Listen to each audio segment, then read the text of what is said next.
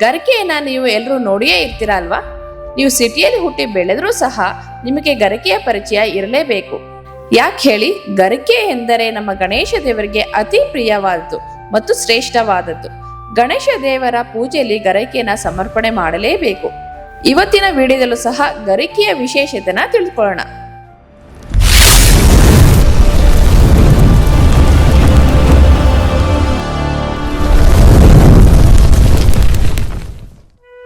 ಗರಿಕೆ ಎಂದರೆ ಒಂದು ಜಾತಿಯ ಹುಲ್ಲು ಎಂದು ಹೇಳಬಹುದು.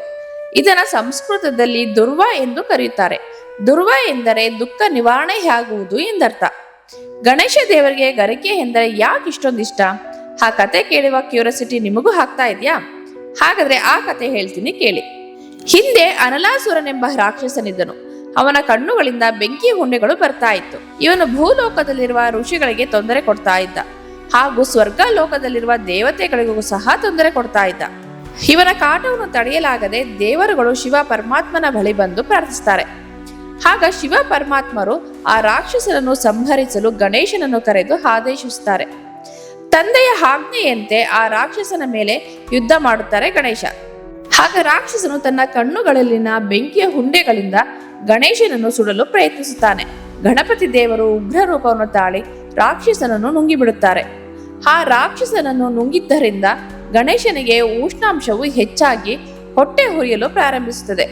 ಆ ಉರಿಯ ಉಪಶಮನಕ್ಕಾಗಿ ಯಾವ ಔಷಧಿಯನ್ನು ತೆಗೆದುಕೊಂಡರೂ ಸಹ ಹೊಟ್ಟೆ ಉರಿ ಕಡಿಮೆ ಆಗುವುದಿಲ್ಲ. ಗಣೇಶನ ಒದ್ದಾಟವನ್ನು ನೋಡಿದ ದೇವಾನುದೇವತೆಗಳಿಗೆ ಏನು ಮಾಡಬೇಕೆಂದು ತೋಚದೆ ಚಿಂತೆಯಲ್ಲಿ ಮುಳುಗುತ್ತಾರೆ. ಆಗ ಋಷಿ ಮುನಿಗಳೆಲ್ಲರೂ ಸೇರಿ 21 ಗರಿಕೆ ಹುಲ್ಲುಗಳನ್ನು ಕಟ್ಟಿ ಗಣೇಶ ದೇವರ ತಲೆಯ ಮೇಲೆ ಇಡುತ್ತಾರೆ. ಇದರಿಂದ ಗಣೇಶ ದೇವರ ಹೊಟ್ಟೆ ಉರಿ ನಿವಾರಣೆಯಾಗಿ ದೇಹವು ತಂಪಾಗುತ್ತದೆ. ಇದರಿಂದ ಸಂತಸಗೊಂಡ ಗಣಪತಿ ದೇವರು ತಮಗೆ ಯಾರು 21 ಗರಿಕೆಯನ್ನು ಸಮರ್ಪಣೆ ಮಾಡಿ ಪೂಜಿಸುತ್ತಾರೋ ಅವರ ಕೋರಿಕೆಯನ್ನು ಈಡೇರಿಸುವುದಾಗಿ ಆಶೀರ್ವಾದ ನೀಡುತ್ತಾರೆ. ಅಂದಿನಿಂದ ಗಣೇಶ ದೇವರಿಗೆ ಗರಿಕೆಯು ಪ್ರಿಯ ಮತ್ತು ಶ್ರೇಷ್ಠವಾಗಿದೆ. ಗರಿಕೆ ಹುಲ್ಲಿನ ಇನ್ನೊಂದು ಕತೆ ಇದೆ.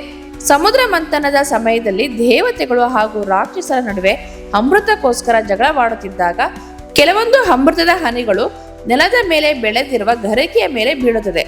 ಅಂದಿನಿಂದ ಗರಿಕೆಯು ಅಮೃತ ಶಕ್ತಿಯನ್ನ ಪಡೆದುಕೊಂಡಿದೆ.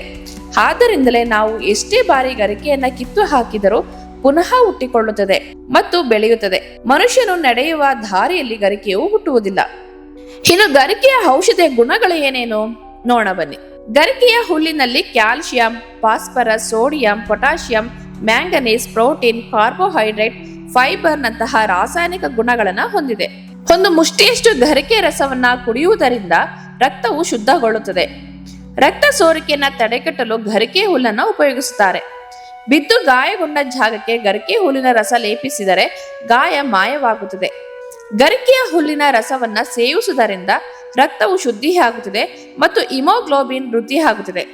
ಗರಿಕೆಗೆ ವಿಕಿರಣವನ್ನು ತಡೆಗಟ್ಟುವ ಶಕ್ತಿಯೂ ಇದೆ. ಆದ್ದರಿಂದ ಸೂರ್ಯಗ್ರಹಣದ ಸಮಯದಲ್ಲಿ ಆಹಾರ ಪದಾರ್ಥಗಳ ಮೇಲೆ ಗರಿಕೆ ಹುಲ್ಲನ್ನು ಇಡುತ್ತೇವೆ. ಗರಿಕೆ ಹುಲ್ಲು ಮತ್ತು ತುಳಸಿ ಎರಡನ್ನೂ ಸ್ವಲ್ಪ ಬೇಯಿಸಿ ಬೆಳಿಗ್ಗೆ ರಸವನ್ನ ಕುಡಿಯುವುದರಿಂದ ಶೀತ ಕಡಿಮೆ ಆಗುತ್ತದೆ. ಇದನ್ನು ಕನಿಷ್ಠ 3 ದಿನವಾದರೂ ಮಾಡಲೇಬೇಕು.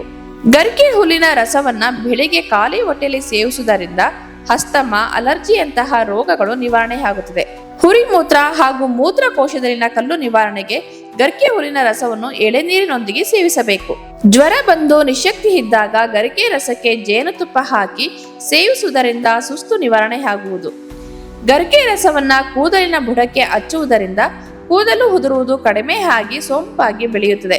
ಗರಿಕೆ ರಸವನ್ನ ಪ್ರತಿನಿತ್ಯ ಸೇವಿಸುವುದರಿಂದ ಮಧುಮೇಹ ರೋಗಿಗಳ ರಕ್ತದಲ್ಲಿ ಗ್ಲೂಕೋಸ್ ಅಂಶ ನಿಯಂತ್ರಣದಲ್ಲಿಡುತ್ತದೆ. ಮೂಲವ್ಯಾಧಿ ಇರುವವರು ಗರಿಕೆ ರಸವನ್ನ ದಿನಕ್ಕೆ 2 ಬಾರಿ ಸೇವಿಸುವುದರಿಂದ ಮೂಲವ್ಯಾಧಿ ನಿಯಂತ್ರಣಕ್ಕೆ ಬರುತ್ತದೆ.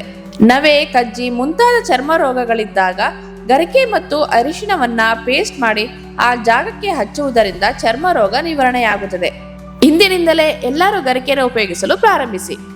ಈ ವಿಡಿಯೋ ನಿಮಗೆ ಇಷ್ಟವಾಗಿದ್ದರೆ ಲೈಕ್, ಶೇರ್, ಸಬ್ಸ್ಕ್ರೈಬ್ ಮಾಡಿ. Thank you.